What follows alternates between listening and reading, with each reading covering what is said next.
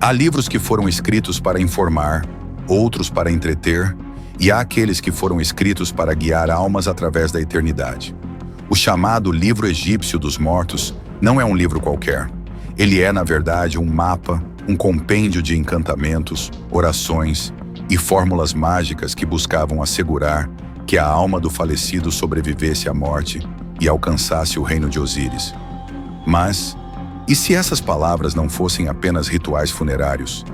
E se, ao lê-las hoje, estivéssemos também desvendando um código ancestral sobre o medo da morte, a jornada da consciência e os segredos da própria existência? Neste vídeo, vamos explorar os mistérios por trás do Livro dos Mortos, ou, como os antigos o chamavam, os textos de saída para a luz. Mergulhe conosco nessa travessia entre a vida e o além, entre o corpo que morre e a alma que desperta. O que é o Livro dos Mortos? Apesar do nome moderno, o Livro dos Mortos não é um livro único, nem fechado. Trata-se de uma coletânea de fórmulas mágicas e hinos funerários que variaram ao longo dos séculos, inscritos em papiros, tumbas, caixões e até amuletos. Seu nome original era algo como Os Feitiços da Saída para a Luz. A ideia era simples, mas profunda. A alma, após a morte, iniciava uma jornada perigosa pelo Duat, o submundo egípcio, repleto de monstros, armadilhas e juízos divinos. Para sobreviver, ela precisava saber o que dizer, como agir, o que evitar. O livro, portanto, funcionava como um manual de instruções para a imortalidade. Mais do que isso, ele era a esperança escrita. A jornada da alma através do Duat. Segundo os antigos egípcios, a morte não era o fim, mas uma passagem, e o caminho até a vida eterna era longo, tortuoso e cheio de provas. A alma do falecido, chamada Ba, iniciava sua travessia no instante da morte física. Precisava reconhecer os nomes dos deuses e guardiões do submundo, recitar fórmulas protetoras, navegar com a barca solar e enfrentar criaturas ameaçadoras. Cada feitiço do Livro dos Mortos tinha um propósito específico: proteger, orientar, transformar. Um dos momentos mais cruciais era o julgamento diante de Osíris, o deus dos mortos. Nessa hora, o coração do falecido era pesado na balança da deusa Maat.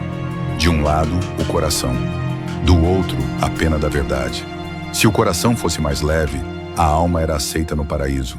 Se fosse pesado por mentiras e pecados, era devorada por Amit, a devoradora de almas. Reflexão. Quantos de nós conseguiríamos hoje atravessar o julgamento de nossos próprios corações?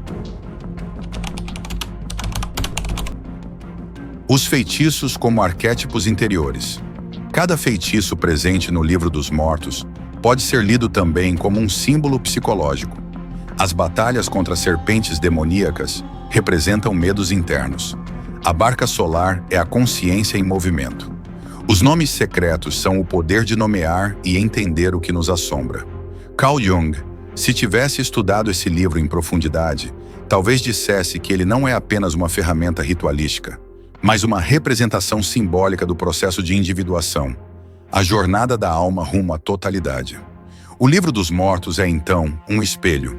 Ele projeta na paisagem do além os dilemas da alma humana: culpa, medo, verdade, transformação, renascimento. A pesagem do coração, julgamento ou consciência. O momento mais icônico do livro é, sem dúvida, a pesagem do coração. Mas será que esse episódio deve ser visto apenas como um julgamento moral? Em termos simbólicos, o coração representa a consciência, aquilo que carregamos conosco, nossas ações, memórias, intenções. A pena de Maat, por sua vez, é o ideal de justiça, harmonia e verdade. Logo, o que o Livro dos Mortos nos ensina é que a alma humana é eternamente confrontada por aquilo que ela mesma constrói. Não é um Deus punitivo que a condena, é sua própria densidade interior que a impede de alcançar a luz. Quantas vezes, ainda em vida, sentimos o peso de nossos atos? Quantas vezes a verdade parece uma pena impossível de sustentar? A luz como destino final. Apesar das dificuldades, o Livro dos Mortos não é um texto sombrio. Ele é, na verdade, uma ode à esperança. O objetivo final da alma não era simplesmente sobreviver, mas renascer na luz. Essa luz é a união com o divino, a fusão com Ra, o Deus Sol. A alma que atravessa todas as provas e compreende seus próprios segredos está pronta para se tornar algo maior. Um ser iluminado, eterno, unido ao cosmos. Não é à toa que o nome do texto original fala em sair para a luz. A luz é o símbolo último da consciência desperta. A jornada pela morte é, portanto, uma metáfora da jornada interior que cada ser humano deve trilhar para encontrar sua essência. No final da travessia pelo livro egípcio dos mortos, resta uma cena silenciosa e, ao mesmo tempo, arrebatadora. Um coração é colocado em uma balança. Do outro lado, uma pena. Não há ouro, nem poder, nem status. Apenas o peso da alma frente à verdade. E você? Se hoje fosse o seu julgamento, o que pesaria mais em seu coração? O Livro dos Mortos não é um manual de superstições antigas. Ele é um espelho que atravessa milênios. Ele nos pergunta: estamos vivendo com consciência, com ética, com propósito? Ou estamos apenas flutuando no rio do esquecimento, como tantas almas perdidas diante do tribunal de Osíris? Neste livro sagrado, cada feitiço, cada invocação, cada senha mágica tinha um único objetivo: guiar o espírito de volta à luz. Porque a verdadeira morte não é o fim da vida, é o esquecimento de quem realmente somos. E talvez, no fundo, todos nós sejamos viajantes desse mesmo além. Talvez este mundo moderno, cheio de distrações e ruídos, seja o nosso Duat contemporâneo. Um mundo de provas, onde monstros e espelhos se misturam, e onde cada ação escreve uma nova linha em nosso próprio livro sagrado. Agora eu te convido a refletir. Qual seria o seu feitiço de proteção? Que palavras você diria diante do trono de Osíris? O seu coração está leve como uma pluma, ou pesado como as culpas que você tenta esconder? Se esse vídeo te tocou, deixe seu comentário. Compartilhe nos comentários. Qual passagem do Livro dos Mortos mais te marcou? Qual símbolo egípcio você sente que te representa? Vamos continuar essa travessia juntos. E se você acredita que os mitos antigos ainda falam com a alma moderna, curta o vídeo, compartilhe com alguém que ama história e espiritualidade. E claro, inscreva-se no canal Entre Deuses e Homens.